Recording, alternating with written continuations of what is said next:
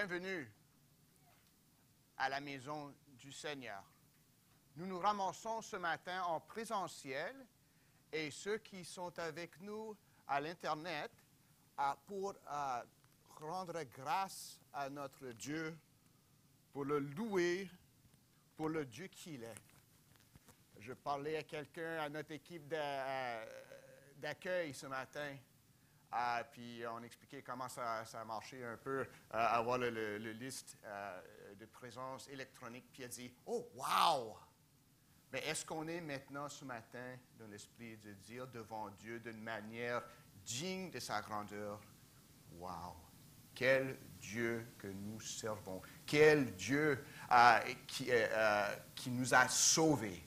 Quel Dieu maintenant qui nous équipe et nous invite et nous ordonne de venir lui rendre la louange qui est digne de son nom.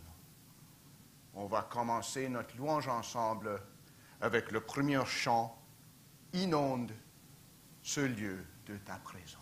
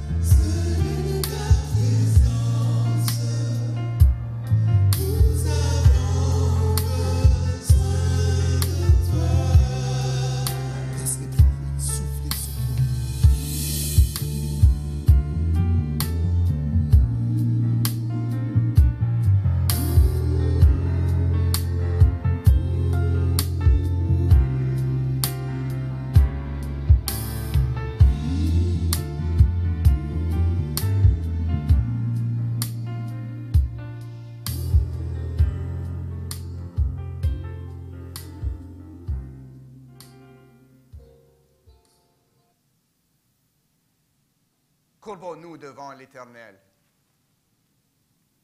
Ô Dieu, notre Dieu, Père, Fils et Saint-Esprit, toi qui, selon ta volonté et ton dessein, as créé l'univers et le monde, toi qui, selon ta volonté et ton dessein, as créé l'homme et femme à ton image, toi qui, selon ta volonté et ton dessein, face à la rébellion de la race, est venu nous sauver en Jésus-Christ.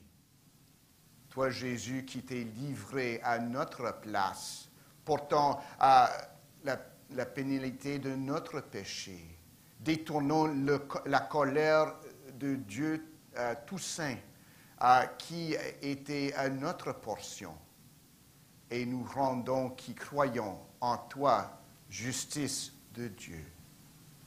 Nous te demandons, Père, Fils et Saint-Esprit, de recevoir, d'accueillir, d'être satisfait avec les louanges que le Saint-Esprit nous pousse à offrir au Père dans le nom du Fils.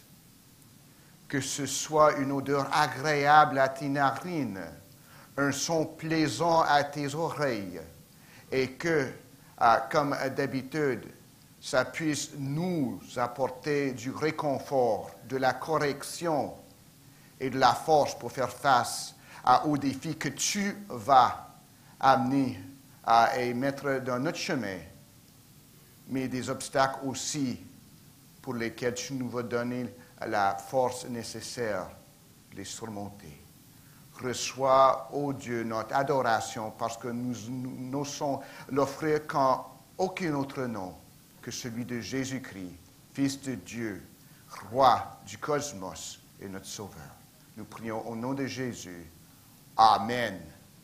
On va rester debout pour la lecture de la parole de Dieu. Psaume 41. Psaume 41. Heureux celui qui s'intéresse aux pauvres. Au jour du malheur, l'Éternel le délivre. L'Éternel le garde et lui conserve la vie. Il est heureux sur la terre, et tu ne le livres pas au bon plaisir de ses ennemis. L'Éternel le soutient sur son lit de douleur. Tu le soulages dans toutes ses maladies. Je dis, Éternel, aie pitié de moi. Guéris mon âme, car j'ai péché contre toi. Mes ennemis disent méchamment de moi, quand mourra-t-il? Quand périra son nom? Si quelqu'un vient me voir, il prend un langage faux. Il recueille des sujets de mes dires. Il s'en va et il part au dehors.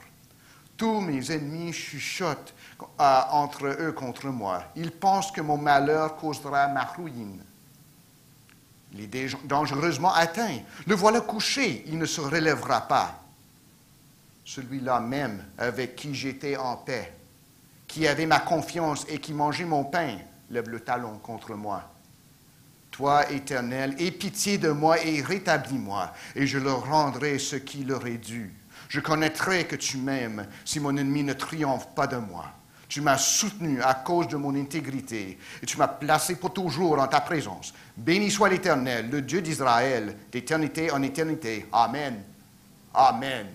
C'est notre Seigneur Jésus qui a surmonté les attentats de ses ennemis pour nous et qui a connu vraiment que le Père était pour son peuple en Jésus-Christ quand le Père, par le Saint-Esprit, l'a ressuscité du séjour des morts, pour nous tous qui croyons. Donc, on va chanter les louanges de notre Jésus avec le premier cantique, « Ô Jésus, mon Sauveur ». Que ce soit un réconfort pour nous tous après une semaine longue pour plusieurs d'entre nous. « Ô Jésus, mon Sauveur ». Chantons à l'Éternel.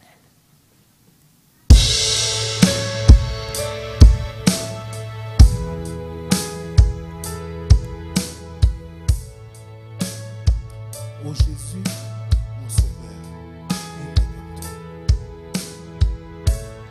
ô Jésus, mon Sauveur, Seigneur, il est dans toi, jour après jour, je te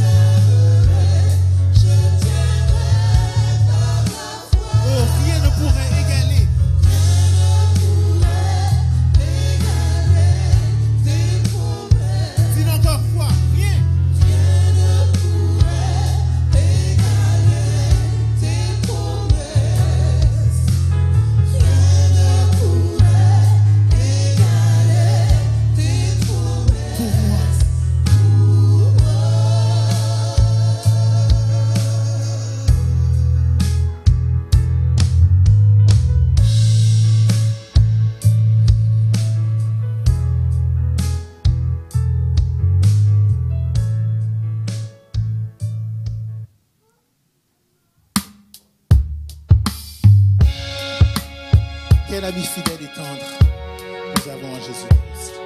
Mes frères et mes sœurs, chantons ensemble. Quel ami.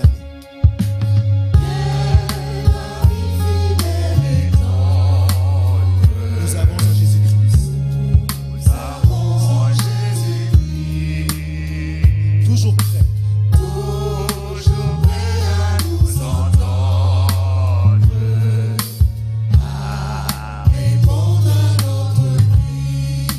Il connaît nos défaillances. Il connaît nos défaillances.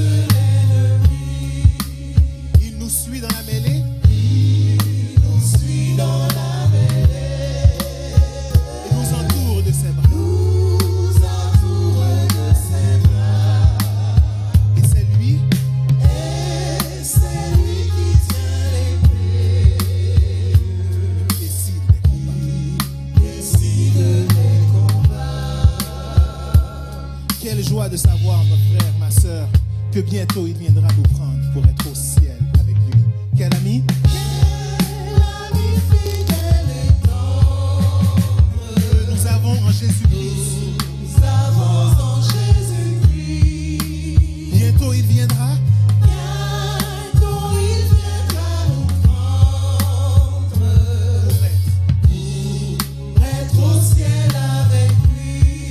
Suivons donc l'étroite voie. Suivons donc l'étroite voie. En comptant sur son secours. Bientôt nous aurons la joie. Bientôt nous aurons la joie de vivre avec lui toujours. De vivre avec lui. De vivre avec lui toujours. Vivre avec lui toujours.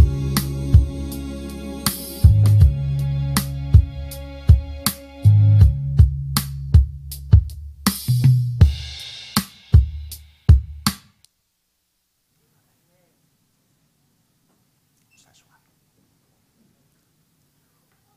On va maintenant prier pour et avec nos jeunes amis, nos enfants. Vous allez, jeunes amis, chez nous, puis ici, peut-être constater qu'on porte quelques-uns d'entre nous des petits fleurs. Ce n'est pas parce qu'on est beau, on vient de se faire marier, c'est plutôt qu'on porte des coquelicots avant le jour de souvenir, où ce que nous rendons grâce à Dieu pour ceux qui se sont livrés au combat pendant les guerres, qui ont gardé sous Dieu notre pays en liberté. Et quel bonheur pour nos jeunes amis qui connaissent le Seigneur de pouvoir rendre grâce avec intelligence, avec entendement, parce que vous connaissez c'est qui, en fin de compte, mérite toutes nos actions de grâce. C'est Dieu en Jésus-Christ. Donc, lorsque vous voyez cette semaine, peut-être à l'école ou à la télé ou ailleurs, des coquelicots, rendons grâce à Dieu pour ceux qui se sont donnés pour nous protéger, mais plutôt à celui qui s'est donné à nous pour nous livrer de nos péchés, Jésus-Christ.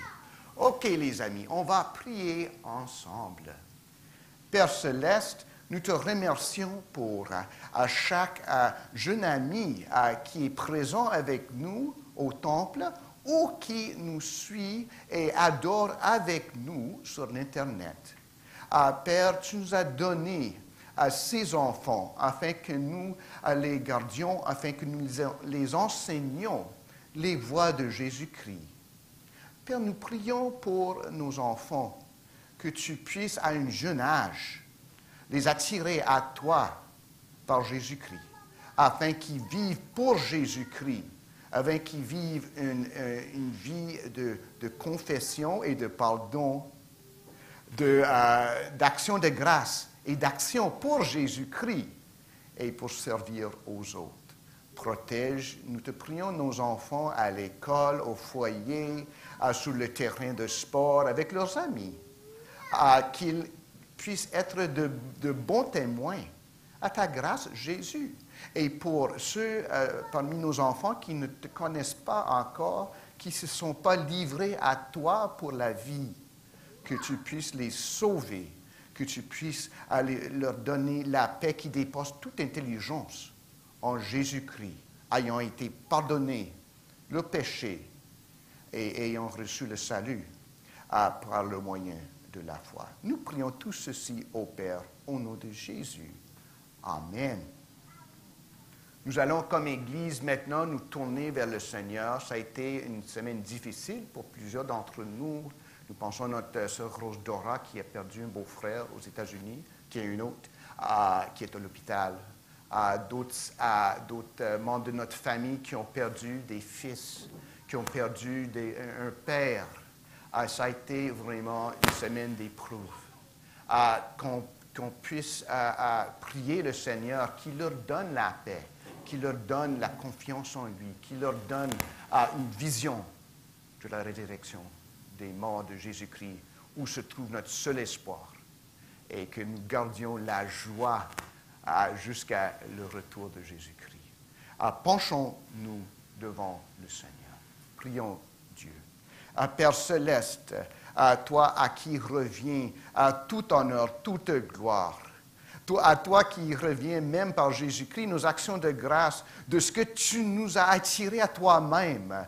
On allait ailleurs, on s'était écarté, mais dans ta miséricorde, tu nous as trouvés qui ne te cherchaient pas. Et tu nous as sauvés par Jésus-Christ et qui nous a rendus en nouvelle créature en Jésus-Christ.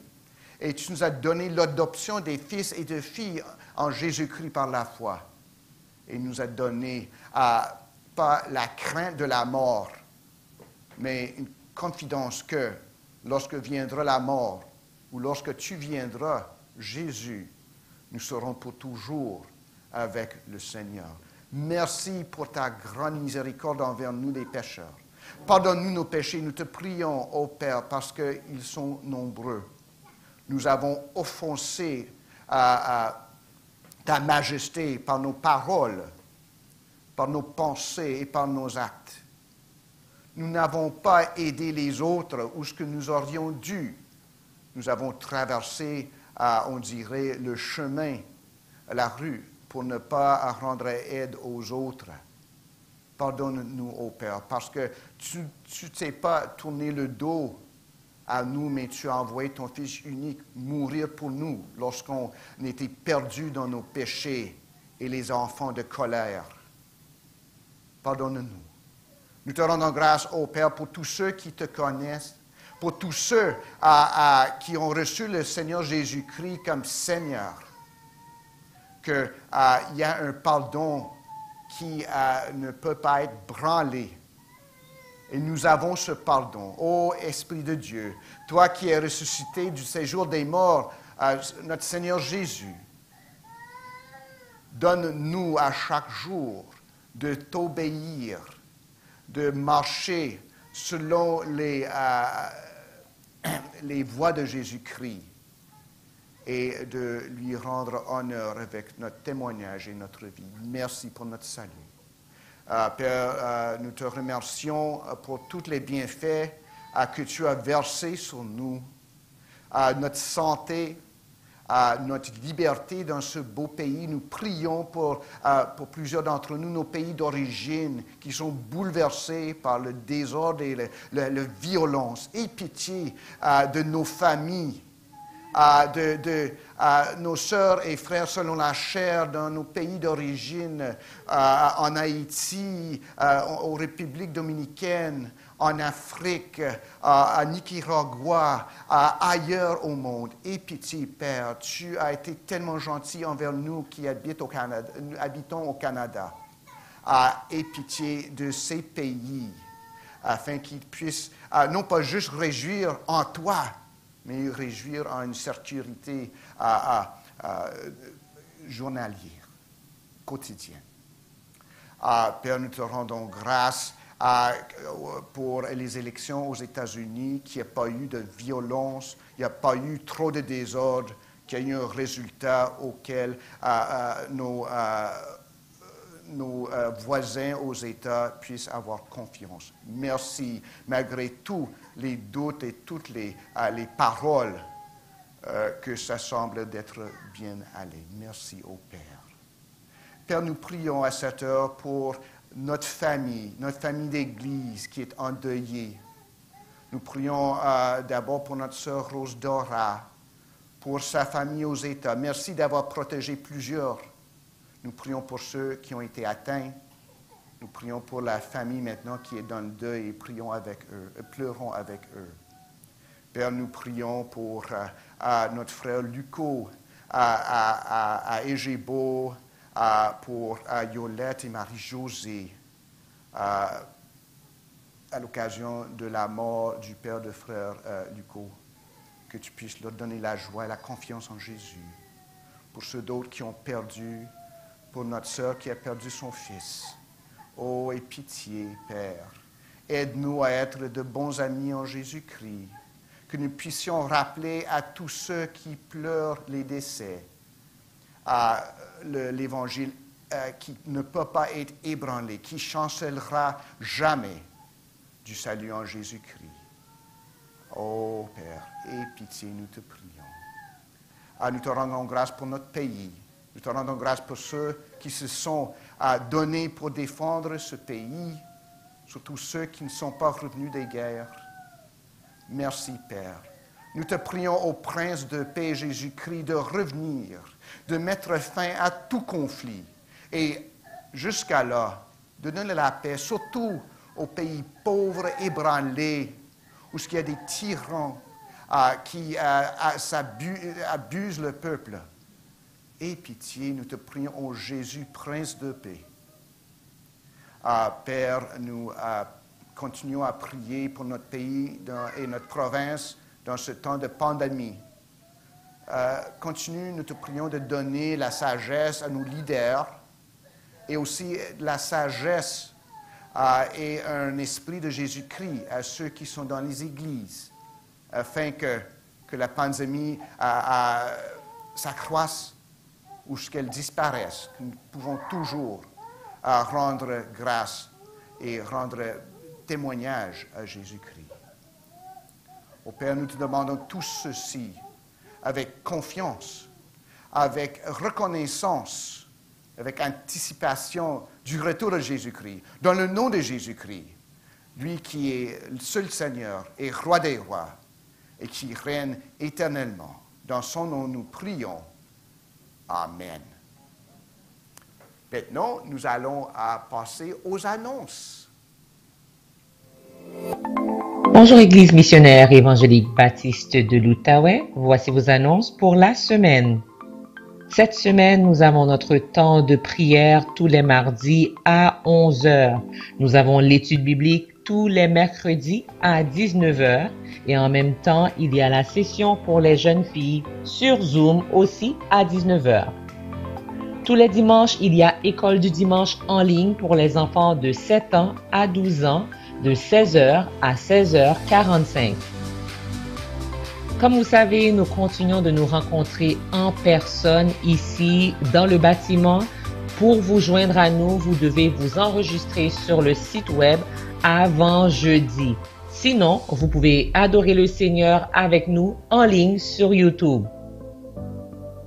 Marquez dans votre calendrier que nous avons jeûne et prière samedi le 14 novembre de 10h à midi. Pour ceux qui ont accueilli Jésus-Christ dans leur cœur comme Sauveur et Seigneur et qui veulent s'engager dans les eaux du baptême, il y aura une classe de baptême en ligne. Pour vous inscrire, contactez frère Bernard Jean-Louis. À tous ceux qui désirent devenir membres de notre belle Église par l'affiliation, vous êtes invités à contacter notre frère Jean Fanol par courriel ou par téléphone. Nous continuons de faire nos dons en ligne par Interact. L'adresse est trésorerie@emebo.org. Vous mettez l'objet de votre don, dîme, offrande, mission, etc. Et le mot de passe est toujours Emebo84. Et à tous ceux qui célèbrent un anniversaire de naissance, de mariage, de conversion, joyeux anniversaire et à vous tous, bonne semaine. Et juste à ajouter aux annonces, la réunion du groupe d'hommes prévue pour le 14 novembre est reportée. On vous revient là-dessus. Et dans le cadre des anniversaires, le seul qui est rentré en contact avec nous, c'est notre bien-aimée sœur Laure Moana Kassango, qui va célébrer, ou qui célèbre aujourd'hui son 34e anniversaire. Bon anniversaire, notre sœur. Maintenant, on va passer à la lecture de la parole de Dieu et la prédication avec notre pasteur Arsène.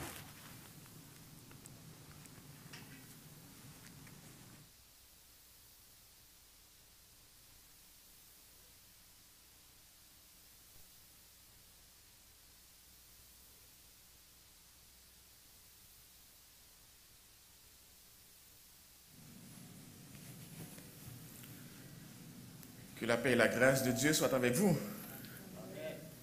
La paix du Seigneur soit avec vous. Amen. Très content de voir plusieurs d'entre vous et de savoir que vous êtes aussi en ligne à suivre ce culte et à adorer le Seigneur, notre Dieu, ensemble avec nous. Chers amis, plusieurs pays occidentaux mettent à part au moins une journée par année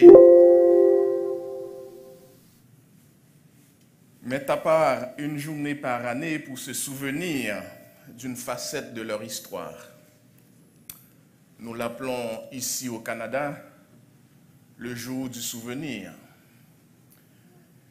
Depuis 1931 au Canada, suite à l'adoption par la Chambre des communes du projet de loi proposé par le député fédéral Alan Neal, cette journée a lieu le 11 novembre pour rappeler la signature de l'armistice, qui est une convention conclue entre les gens qui étaient en guerre en 1918 pour mettre fin à la Première Guerre mondiale.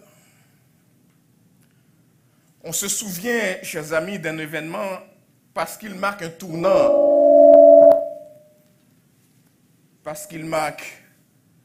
tournant, un changement majeur dans notre vie, comme le fait d'avoir un enfant, comme la journée de notre mariage. Un événement qui a marqué ou qui est mis en valeur dans notre vie, notre identité. Il s'agit d'un devoir de mémoire, un souvenir à ne pas oublier et surtout un témoignage à raconter.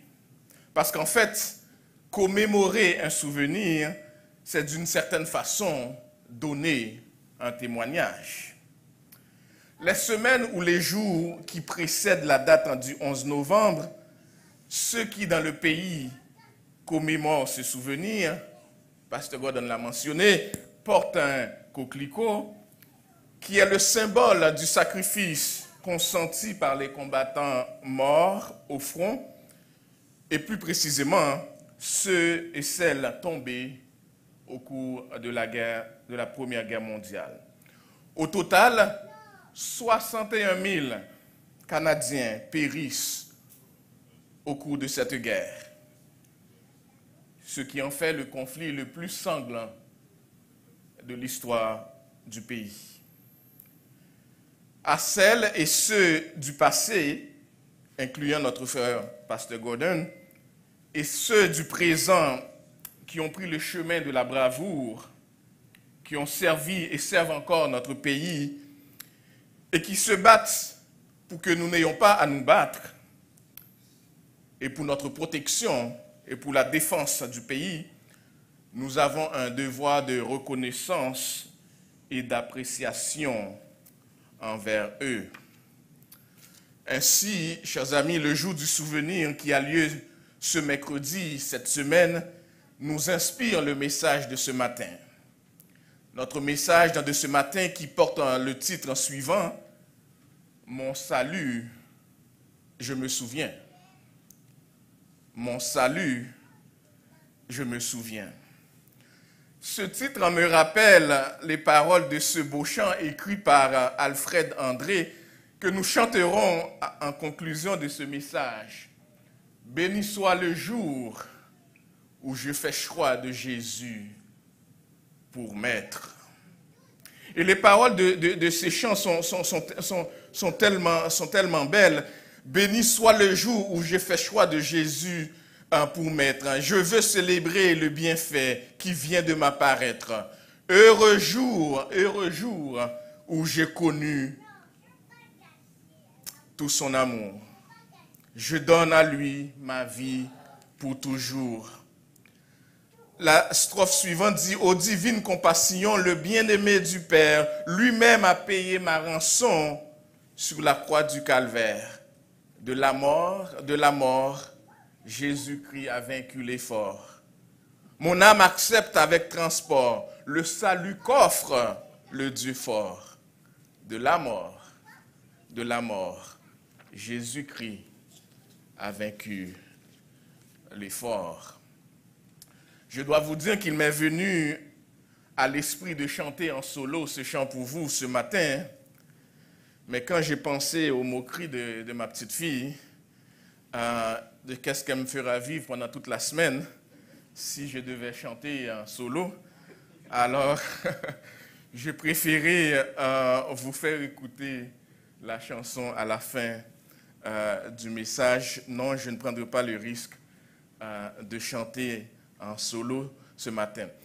Le passage que nous allons utiliser pour traiter ce sujet se trouve au chapitre 9 de Jean, l'évangéliste Jean, chapitre 9. En fait, c'est tout le chapitre qu'on voudrait couvrir ce matin. Et comme il y a 41 versets, nous ne les lirons pas tous. Je vais lire pour vous les versets 13 à 25. Jean, chapitre 9. Je lis pour vous les versets 13 à 25.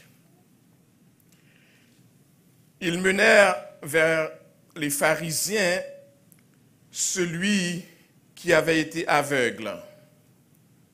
Or, c'était un jour de sabbat que Jésus avait fait de la boue et lui avait ouvert les yeux. De nouveau, les pharisiens aussi lui demandèrent comment il avait recouvré la vue. Il leur dit, « Il a appliqué de la boue sur mes yeux, je me suis lavé et je vois. » Sur quoi quelques-uns des pharisiens dirent, « Cet homme ne vient pas de Dieu, car il n'observe pas le sabbat. » D'autres dirent, « Comment un homme pécheur peut-il faire de tels miracles ?» Et il y eut division parmi eux. Ils dirent encore à l'aveugle, « Toi, qui dis-tu de lui? Que dis-tu de lui? » Sur ce qu'il t'a ouvert les yeux. Il répondit, « C'est un prophète. » Les Juifs ne crurent point qu'il eût été aveugle et qu'il eût recouvré la vue jusqu'à ce qu'il eusse fait venir ses parents. Et ils l'interrogèrent en disant, « Est-ce là votre fils que vous dites être né aveugle? Comment donc en voit-il maintenant? » Ses parents répondirent, « Nous savons que c'est notre fils et qu'il est né aveugle. Mais comment il voit maintenant ou qui lui a ouvert les yeux, c'est ce que nous ne savons.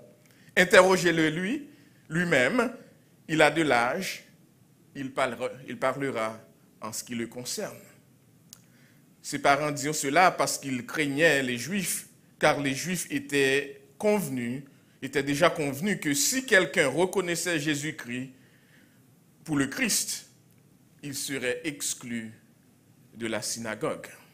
C'est pourquoi ses parents dirent, il a de l'âge, interrogez-le lui-même. Les pharisiens appelèrent une seconde fois l'homme qui avait été aveugle et lui dirent, donne gloire à Dieu, nous savons que cet homme est un pécheur. Et voici le verset qui est le thème, qui inspire le thème de notre message de ce matin. Il répondit, l'homme qui était né aveugle, il répondit, « S'il est un pécheur, je ne le sais pas. Je sais une chose, c'est que j'étais aveugle. Mais maintenant, je vois. J'étais aveugle, mais maintenant, je vois. » C'est mon souvenir. C'est ce dont je me rappelle. Seigneur, c'est ta parole que nous venons de lire. Et nous savons que par nous-mêmes, nous n'avons pas de quoi l'inspirer, de quoi l'interpréter, de quoi l'enseigner. Nous prions que tu nous donnes l'onction de ton Saint-Esprit, de manière à l'enseigner avec fidélité, avec le reste de l'Écriture, pour la gloire de ton Saint-Nom et pour la bénédiction de ton peuple. Fais-nous grâce, ô Jésus. Devance-nous dans ce lieu et parle dans notre cœur, à notre esprit. Et réveille-nous à l'écoute et à l'enseignement de ta parole.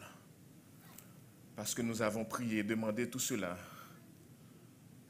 au nom et par les mérites de Jésus, notre bien-aimé Sauveur et Seigneur. Amen. Amen. C'était le témoignage de cet homme.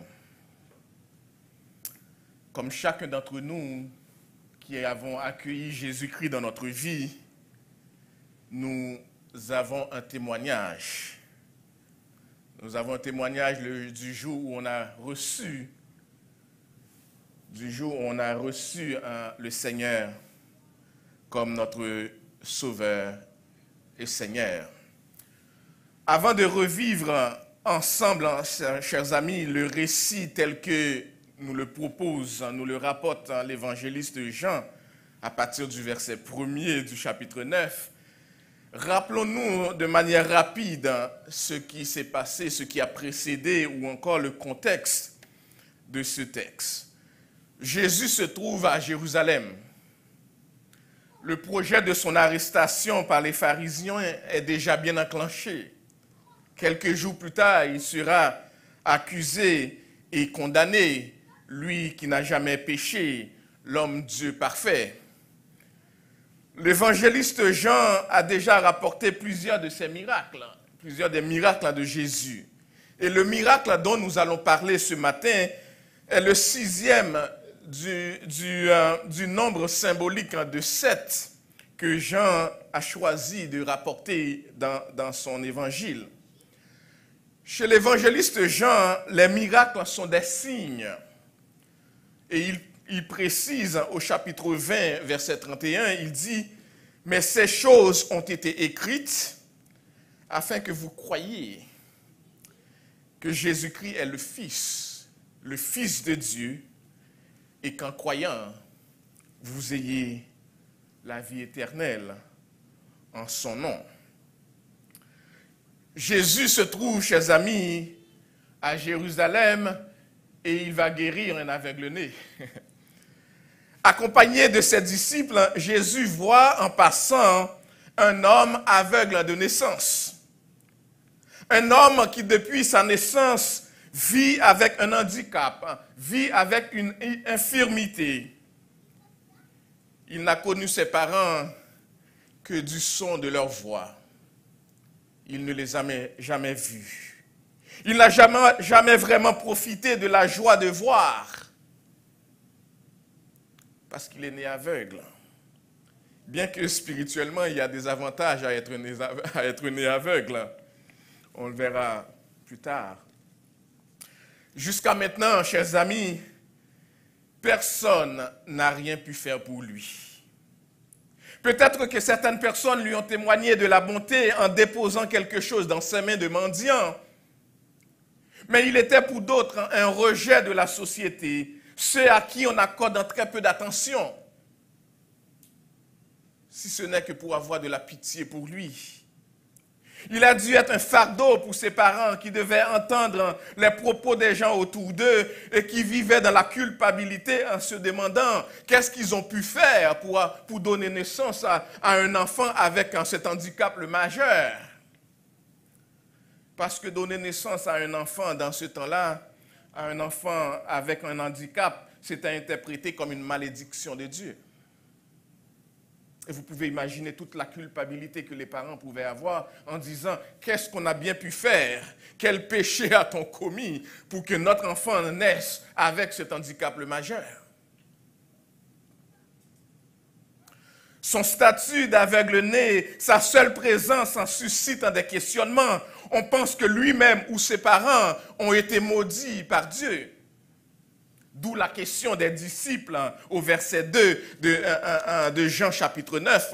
D'où la question des disciples qui demandent ceci à Jésus. Ces disciples lui firent cette question. « Rabbi, qui a péché? Cet homme ou ses parents pour qu'il soit né aveugle ?» Voyez-vous, on associait son handicap, son infirmité au fait que soit lui ou ses parents aient commis un péché et qu'ils sont en train de payer pour le péché qu'ils auraient commis.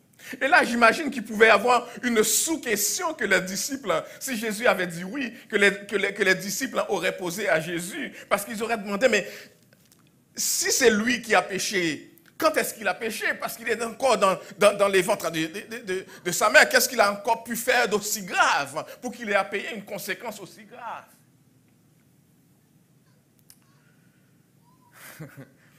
Mais la réponse de Jésus à la question de ses disciples a dû les surprendre. Parce que Jésus dit, verset 3 de notre texte, Jésus dit, ce n'est pas que lui ou ses parents aient péché. Écoutez bien ceci, chers amis. Ce n'est pas que lui ou ses parents aient péché. Ce n'est pas à cause d'une malédiction qu'il est né aveugle. Mais c'est afin que les œuvres de Dieu soient manifestées en lui. Extraordinaire. Il est né aveugle, non pas que lui ou ses parents aient péché, mais afin que les œuvres de Dieu soient manifestées en lui.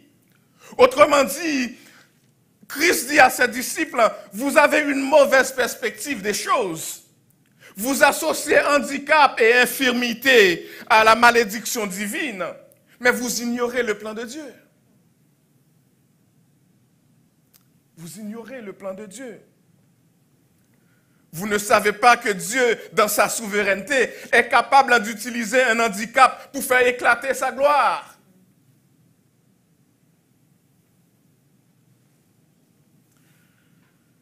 Dans la perspective de Dieu, toute infirmité n'est pas malédiction.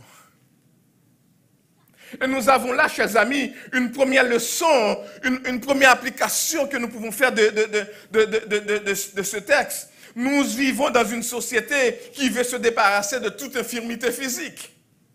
Un monde qui pousse des femmes à se faire avorter parce que des médecins auraient diagnostiqué des probables anomalies avec le fœtus, dans le développement du fœtus. Et parce que nous ne voulons pas avoir à élever des enfants handicapés, nous choisissons de ne pas avoir ces enfants. Et peut-être qu'en ayant fait cela, nous nous sommes privés de voir la gloire de Dieu dans notre famille.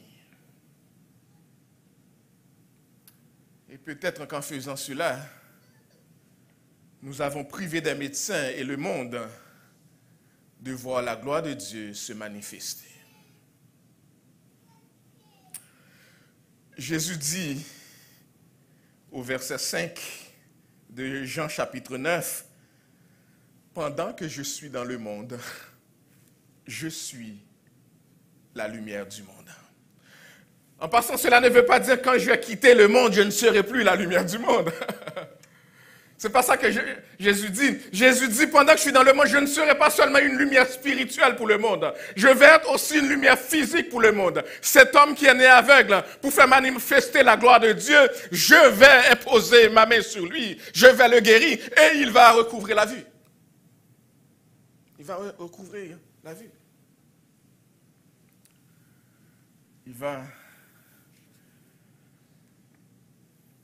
Il est un Dieu qui apporte non seulement la lumière spirituelle, qui transforme nos vies de manière spirituelle, mais aussi, il est le médecin par excellence, qui est capable de toucher.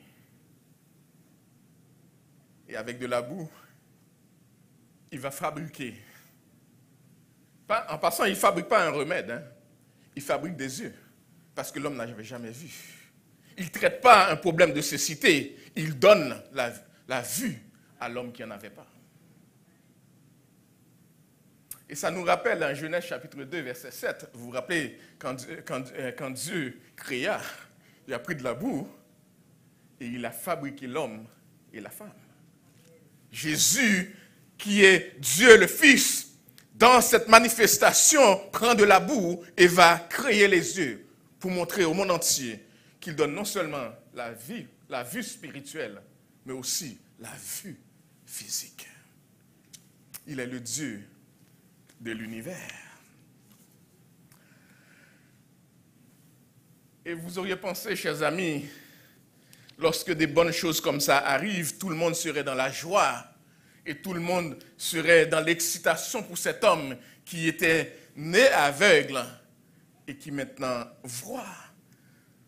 Et vous connaissez la suite de l'histoire. La guérison de l'homme aveugle soulève des vagues. Cela suscite même de la division. Les voisins de cet homme n'en croyaient pas leurs yeux, au point que certains doutaient même que c'était lui. Et l'homme a dû intervenir pour dire, oui, c'est moi. C'est moi. C'est moi l'aveugle-né qui était toujours assis ici et qui quémandait. C'est moi. C'est moi qui vois aujourd'hui.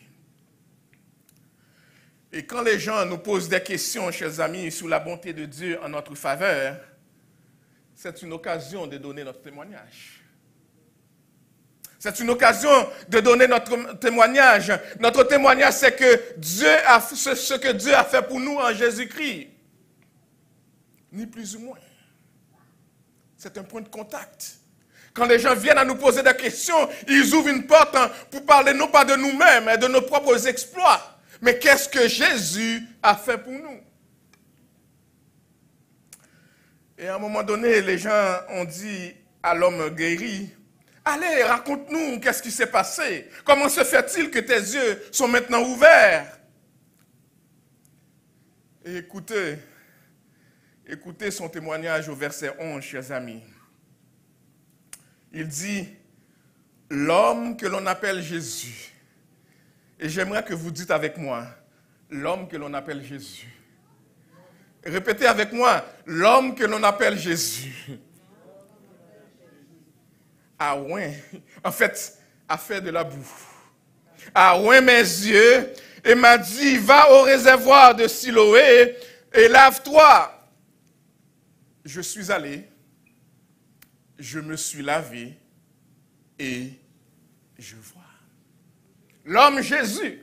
Et voyez-vous comment l'homme a commencé son témoignage? Qu'est-ce qui s'est passé? Comment ça se fait que tu vois maintenant? Il commence avec le bienfaiteur et non avec le bienfait.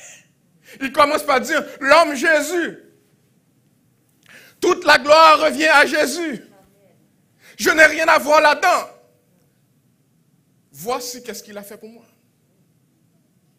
L'homme Jésus.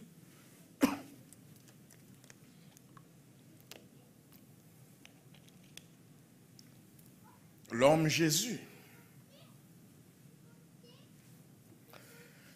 Et la deuxième partie de ce verset 11 nous enseigne une leçon d'obéissance importante à noter. L'homme n'a pas questionné Jésus.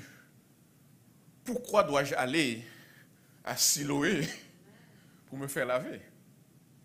Il n'a pas dit à Jésus, mais pourquoi tu ne fais pas juste me guérir? Pourquoi je dois marcher et aller me laver au réservoir de Siloé? Qu'est-ce qu'il dit? Il dit, je suis allé, je me suis lavé, et voici maintenant le résultat. Je vois. Autrement dit, je fais ce qu'il m'a demandé de faire, et le résultat c'est que je vois. J'obéis à son ordre. J'obéis à ce qu'il me demande de faire. Je fais ce qu'il m'a dit de faire. Et j'ai recouvré la vue. On pourrait dire, chers amis, c'est la première partie du témoignage de cet homme. Il raconte à des gens relativement bien intentionnés ce que Jésus a fait pour lui et comment Jésus a changé sa vie. Il explique son histoire. Mais qu'arrive-t-il quand les gens qui nous entendent, quand les gens qui nous parlent ne sont pas bien intentionnés envers nous ou envers Jésus et s'intéressent nullement à notre délivrance, à notre guérison, à notre succès? Qu'est-ce qu'on fait? Eh bien, il faut témoigner quand même et nous en tenir à ce que Jésus a fait pour nous.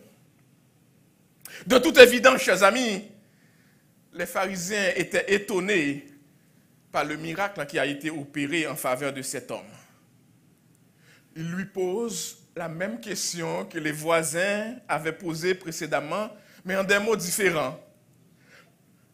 Et l'homme s'en tient à son histoire. Présenté peut-être de manière différente, de manière plus succincte, il a dit tout ça. C'est tellement simple pour lui, c'est tellement simple avec Jésus. C'est comme s'il voulait dire, contrairement à vos lois qui m'imposent des obligations que je ne pourrai jamais satisfaire, avec Jésus, les choses sont plus simples. Il est venu vers moi malgré mon infirmité, malgré mon handicap. C'est lui qui est venu vers moi. Il n'a pas été dérangé par mon infirmité, par ma laideur. Il a eu pitié de moi. Il a eu de la compassion pour moi.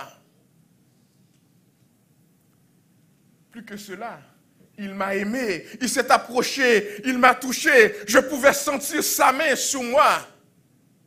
Sa douce main, sa main bénie me touchait. Et enfin, il m'a guéri. Il m'a guéri.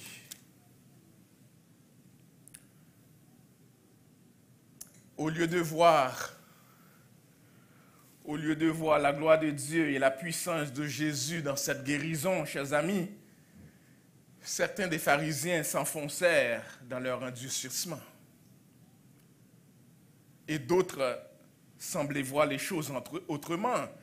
Était-ce un pas vers la découverte de qu'est-ce que Jésus est? On ne le sait pas, le texte ne l'a pas dit. Toujours est-il que certains pharisiens se demandaient, verset 16, comment un homme pécheur peut-il faire de tels miracles? Parce que les autres accusaient Jésus d'être tout simplement un pécheur, parce qu'il n'a pas respecté le sabbat, parce qu'il a donné la vie, parce qu'il a guéri le jour de sabbat. Et ils ont oublié que le sabbat est fait pour l'homme et non l'homme pour le sabbat, et que Jésus est maître du sabbat. Et là, plutôt que de voir la main bénissante de Dieu qui intervient pour guérir cet homme, ils se demandent comment se fait-il qu'il guérit quelqu'un le jour du sabbat. Voyez-vous l'endurcissement dans leur cœur, la méchanceté dans leur cœur. Ils pensaient plus à leur principe plutôt qu'à ce que Dieu fait dans la vie de cet homme. Mais il y en a d'autres parmi eux qui se posaient la question, s'il est un pécheur, comment peut-il faire de tels miracles? On n'a jamais vu cela. Quelqu'un qui fabrique des yeux.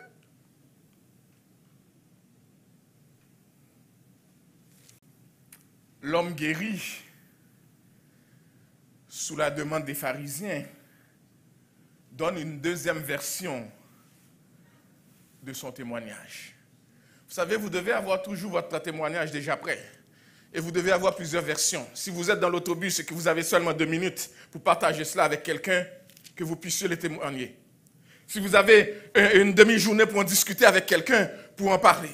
Mais vous devez être toujours prêt à témoigner de ce que Dieu a fait pour vous, pour nous, en Jésus-Christ.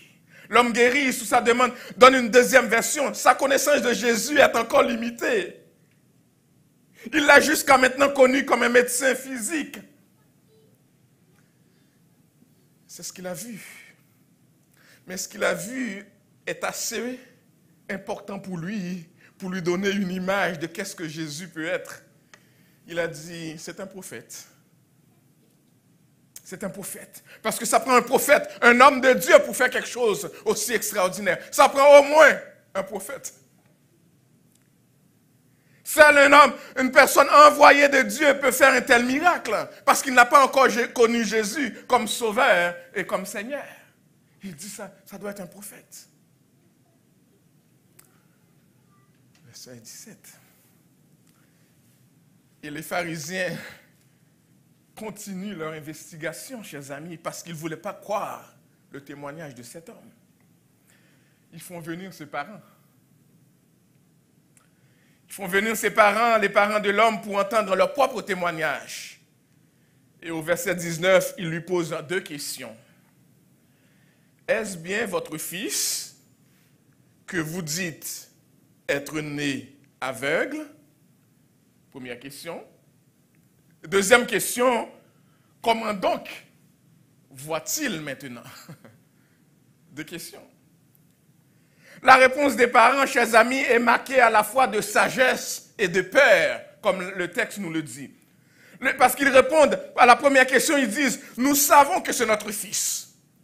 Nous l'avons mis au monde. Même s'il ne vit plus dans la maison, nous le reconnaissons. Nous l'aurions connu même de sa voix.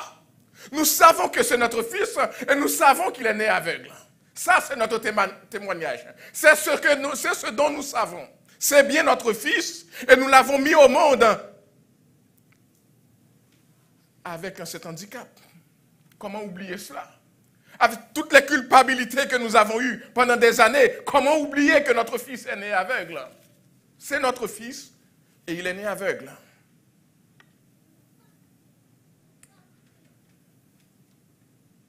Mais il y a une deuxième partie de la question.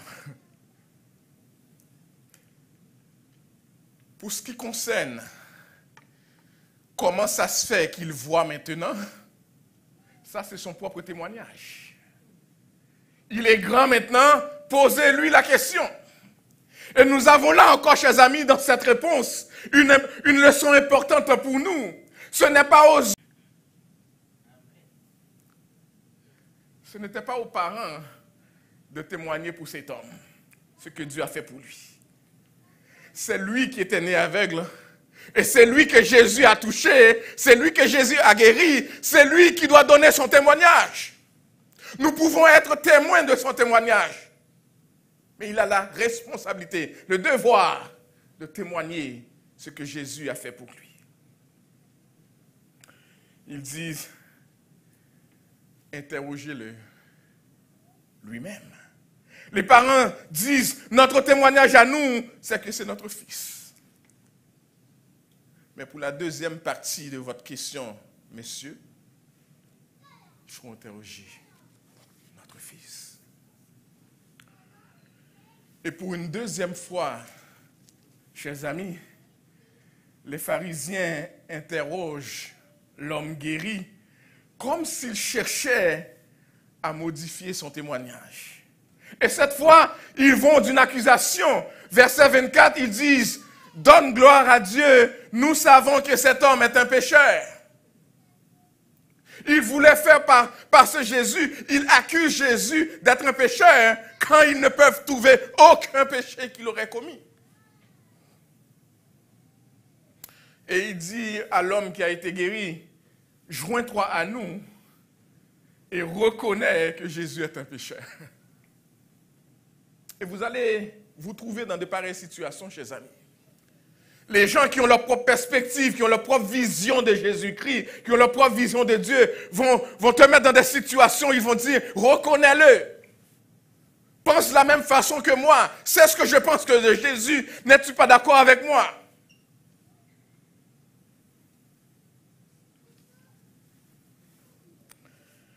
Et voici le témoignage percutant de cet homme, témoignage qui a inspiré le message de ce matin dans le contexte du jour du souvenir que nous avons mentionné plus tôt au début de ce message. L'homme qui a à peine connu Jésus, il a dit, s'il est un pécheur, je ne sais pas. Et je ne veux pas me mêler de cela. Ce n'est pas ce que je connais de lui. Vous dites, vous l'accusez d'être un pécheur, je ne le sais pas. Mais pendant que vous me donnez l'occasion d'expliquer mon témoignage, je vais prendre le temps pour expliquer, non pas ce que je ne sais pas, mais je vais vous dire ce que je sais de lui. Eh bien, ce que je sais de lui, c'est qu'il y a un moment où j'étais aveugle. Il y a un temps où je mendiais ici, jusqu'à tout récemment, j'étais assis ici à quémander parce que j'étais aveugle. Et j'ai passé toute ma vie aveugle. Et il n'y a personne qui pouvait rien faire pour moi parce que j'étais aveugle. Mais vous savez une chose, c'est que maintenant, je vois. Je ne suis plus aveugle. Pourquoi? Parce que cet homme que vous accusez de pécheur, moi je ne le connais pas comme pécheur, mais je le connais comme guérisseur, comme sauveur, comme Seigneur. C'est ce que je connais de lui. Et c'est ce dont je me souviens de lui. C'est mon témoignage. C'est mon témoignage.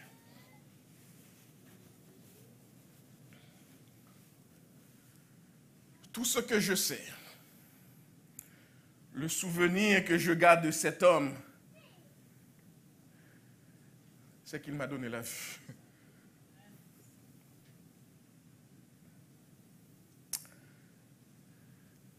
Ce que je sais, c'est que je ne suis plus ce que j'étais. Je ne suis plus le même.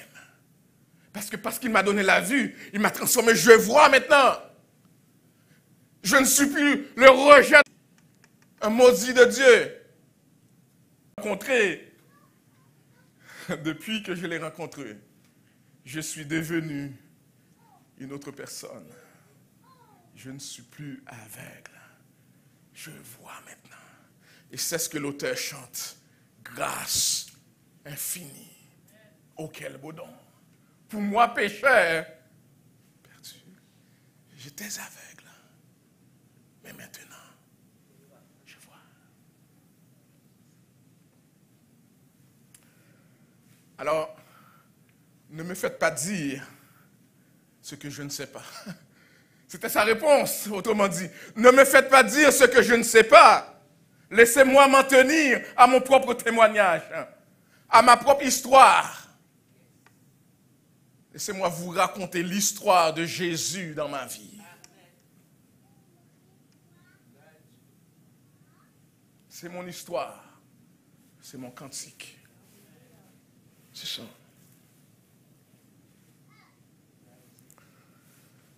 Insistant, certains diraient même fatigant, les pharisiens lui reposent la même question, verset 26. Mais comment a-t-il fait ça? Comment a-t-il ouvert tes yeux, verset 26? Et l'homme voit dans cette insistance, l'homme voit dans cette persistance même une occasion de pousser son témoignage plus loin. Il dit, je vous l'ai déjà dit et vous ne m'avez pas écouté. Pourquoi voulez-vous l'entendre encore? Voulez-vous devenir son disciple? Quel beau témoignage. Si vous insistez comme cela, il semble y avoir quelque chose en vous qui vous pousse à vouloir l'accueillir comme sauveur aussi. Est-ce que vous voulez devenir ses disciples? Vous savez, il faut avancer dans notre témoignage. Passer de raconter l'histoire, mais aussi à donner une invitation à accueillir Jésus comme sauveur. Maintenant que vous avez entendu l'histoire et que vous voulez encore l'entendre, est-ce que c'est parce que vous voulez vous approcher, vous voulez accueillir ce Jésus dans votre vie? Est-ce que vous voulez que je vous en explique encore plus? Avez-vous un peu de temps ce soir pour qu'on regarde, pour qu'on discute un petit peu de la parole de Dieu?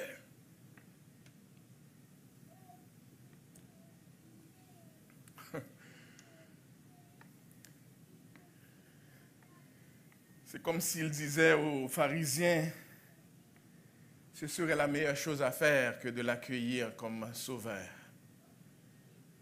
Arrêtez d'être incrédule. Accueillez Jésus.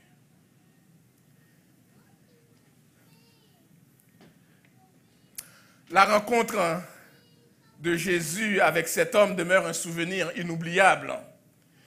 Depuis cette rencontre, son passé est différent. Lui qui était aveugle, il peut voir maintenant. Cependant, laissez-moi vous faire, chers amis, un saut. La meilleure chose qui lui est arrivée, ce n'est pas d'avoir recouvré la vue physique. La meilleure chose qui est arrivée à cet homme, ce n'est pas le fait qu'il était né aveugle et que maintenant il voit. Ça, c'est déjà une bonne chose. Mais ce n'est pas la meilleure chose qui lui est arrivée. Je vais vous expliquer ensemble ce qui lui est arrivé. Parce que la guérison physique est importante. Mais elle ne se compare pas à la guérison spirituelle. La guérison de l'âme que procure la foi, que procure la confiance en la personne et le sacrifice de Jésus-Christ. Je vais lire pour vous les derniers versets de ce chapitre. Et prêtez attention à partir du verset 35 jusqu'au verset 41. Le texte nous dit, Jésus a appris qu'ils avaient chassé, cet homme de la synagogue, qu'il l'avait chassé, et l'ayant rencontré, Jésus lui dit, crois-tu au Fils de Dieu? Il répondit, et qui est-il, Seigneur, afin que je croie en lui. Voyez-vous ce que je vous avais dit? Jusqu'à maintenant, il connaissait Jésus comme étant peut-être un prophète. C'est celui qui l'a guéri, c'est peut-être un grand médecin. Mais il ne l'avait pas encore connu comme sauveur et Seigneur. Et Jésus se présente à lui, il dit, et l'homme répond, qui est le Fils de Dieu pour que je croie en lui? Jésus lui dit, tu l'as vu. Et celui qui te parle, c'est lui, le Fils de Dieu. Et il dit, je crois, Seigneur. Et qu'est-ce qu'il fait? Il se prosterne devant Jésus. Et prosterner veut dire, il se met en adoration devant Jésus. Reconnaît Jésus comme Seigneur de sa vie. Reconnaît Jésus comme Seigneur, comme sauveur de sa vie. Il se prosterne devant lui. Il dit, je crois, Seigneur Jésus. C'est comme s'il dit, je veux plus que la guérison physique. J'accueille le Seigneur, le Sauveur dans ma vie.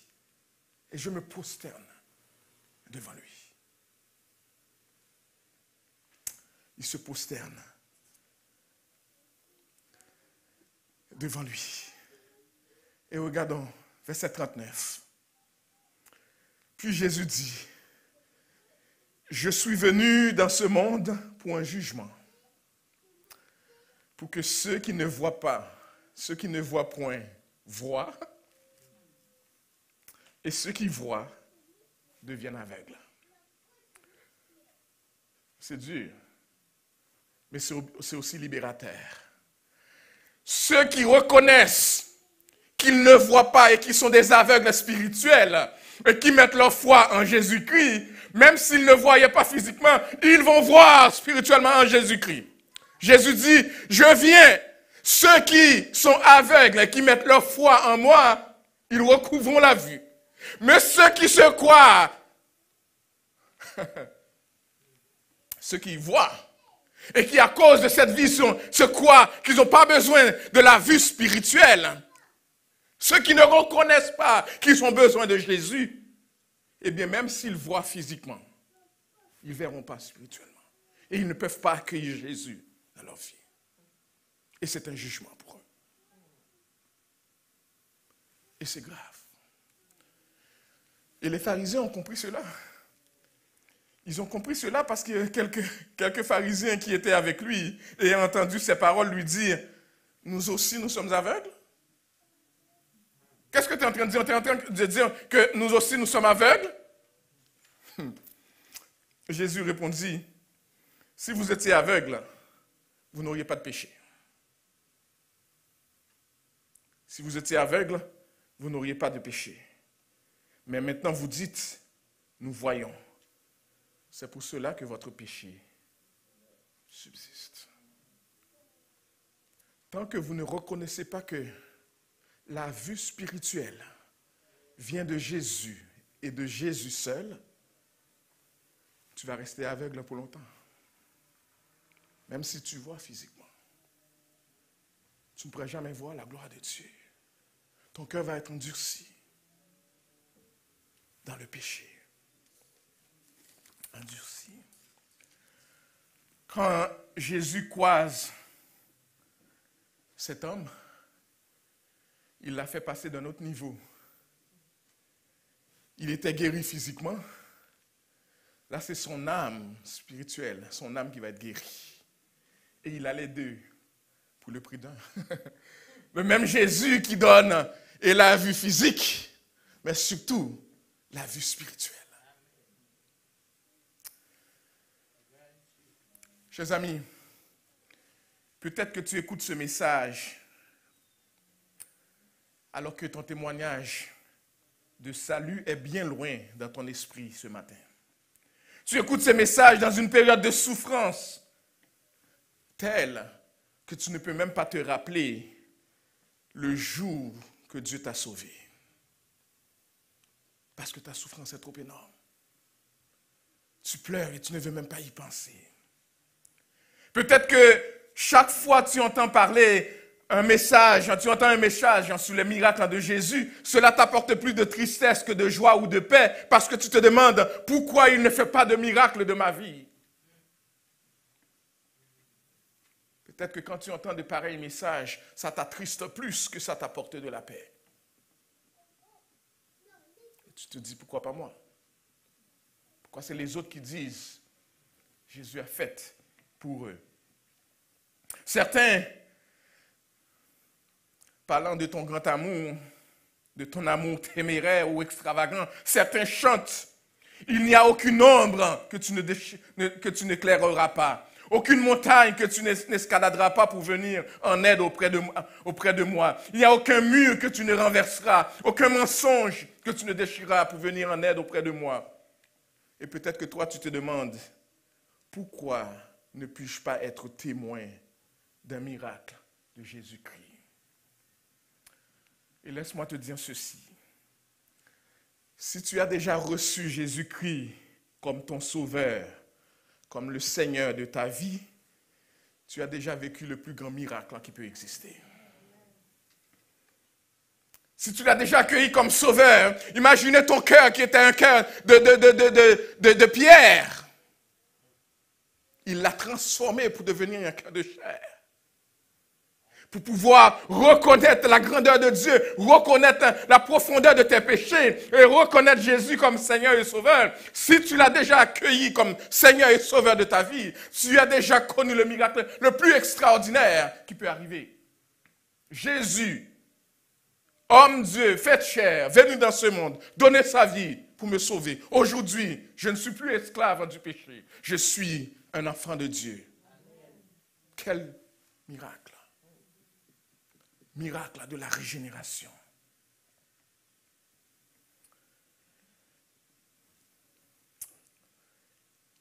Il nous a sauvés non à cause des œuvres de justice que nous aurions faites, mais selon sa miséricorde, par le baptême de la régénération et le renouvellement du Saint-Esprit. Par la régénération, chers amis, l'Esprit de Dieu a opéré un changement radical dans nos sentiments, dans nos pensées, dans notre volonté, afin d'entrer par la foi dans la communion avec Jésus-Christ. Quel miracle! Il a brisé le cœur de pierre qui était le nôtre pour nous donner ce cœur de chair. Il nous a ouvert l'esprit, les yeux à l'Évangile. Aucun miracle ne se compare. Il nous a fait passer des ténèbres à la merveilleuse lumière en Jésus. Et j'aimerais te dire, ne laisse aucune maladie, aucun handicap, aucune infirmité, aucune situation de la vie faire obstacle à ton témoignage en Jésus-Christ. Jésus-Christ a trop fait pour toi. Jésus-Christ s'est révélé trop grand pour toi pour que quoi que ce soit puisse venir faire obstacle à ton témoignage. Rien ne devrait faire obstacle. Rappelle-toi le jour où tu as rencontré Jésus. En fait, le jour où Jésus t'a rencontré. Est-ce que tu te rappelles comment ça a marqué un changement dans ta vie? Est-ce que tu te souviens? Est-ce que tu te souviens d'où tu étais? Qu'est-ce qu'il a fait? Et comment il t'a sorti? Et comment aujourd'hui, tu n'es plus cette personne que tu étais il y a 5 ans, 10 ans, 15 ans? Depuis ce jour, tu es devenu une nouvelle créature. Les choses anciennes sont passées. Tu as une nouvelle identité en Jésus-Christ. Souviens-toi du jour que Dieu a manifesté, révélé sa grâce envers toi. Souviens-toi de ton passé, du pétrin dont Dieu t'a sorti. Souviens-toi du fumier qu'il t'a relevé, toi qui étais un indigent, pour te faire asseoir avec les grands de ce monde. Rappelle-toi, il donne en partage ce qu'il te donne en partage, le trône de gloire de Jésus. Souviens-toi qu'il n'y a aucune condamnation pour ceux qui sont en Jésus-Christ. Souviens-toi de cela. Et alors que on termine ce message, j'aimerais vous rappeler ceci. Si tu n'as jamais été aveugle,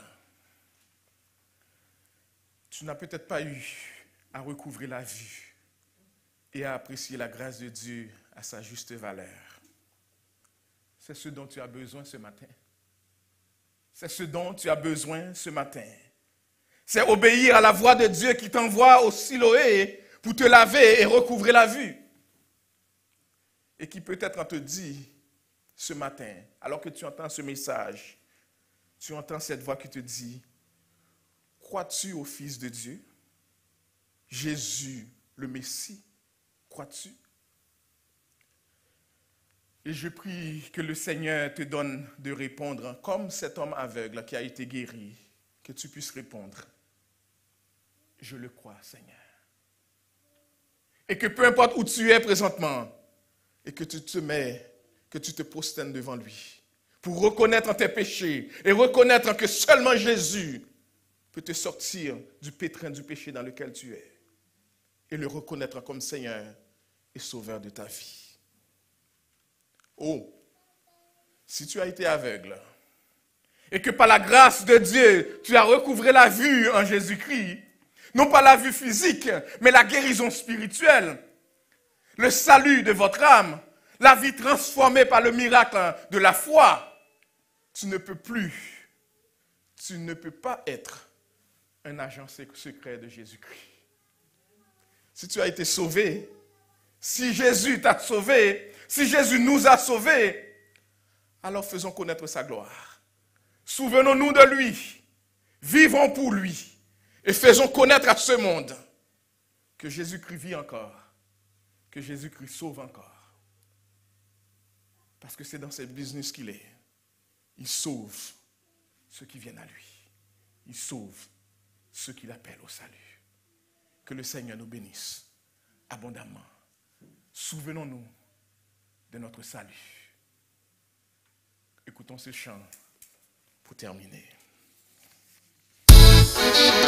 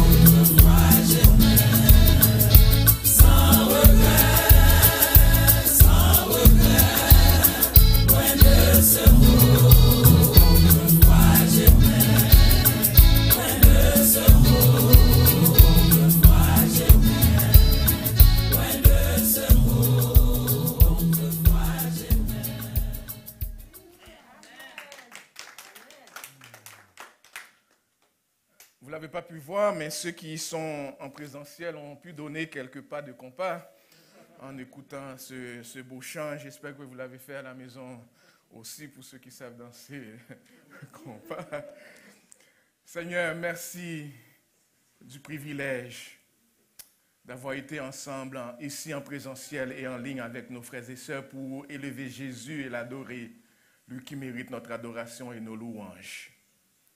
Merci Père. Et nous prions que nous n'ayons pas seulement à le faire de manière collective, seulement le dimanche matin, et que tout au cours de la semaine, que nous soyons en adoration devant ce Sauveur, ô combien admirable, insondable, incomparable. Merci Jésus de nous avoir sortis du péché et de nous avoir donné cet accès à Dieu le Père par tes mérites, ton sang versé sous la croix, l'œuvre que tu as accomplie, qui a été achevée une fois pour toutes. Et quel privilège de t'adorer, d'élever ton Saint-Nom, de vivre pour te plaire, de marcher avec toi. Et donne-nous, Seigneur, de nous souvenir, non pas seulement de ce que tu as fait pour nous, de ce que tu as fait pour notre pays, pour nos pays respectifs, pour nos familles, mais du salut que tu nous as donné en Jésus. En son nom et en son nom seul, nous t'avons prié et nous te rendons gloire. Amen. Amen. Recevons la bénédiction. Or à celui qui peut vous préserver de toute chute et vous faire paraître en devant sa gloire irrépréhensible et dans l'allégresse, à Dieu seul notre Sauveur, par Jésus-Christ notre Seigneur, soit gloire, majesté, force et puissance, dès avant tous les temps, et maintenant, et dans tous les siècles des siècles. Amen. Allez avec la paix du Seigneur, que Dieu vous bénisse abondamment. Bonne semaine en Jésus-Christ.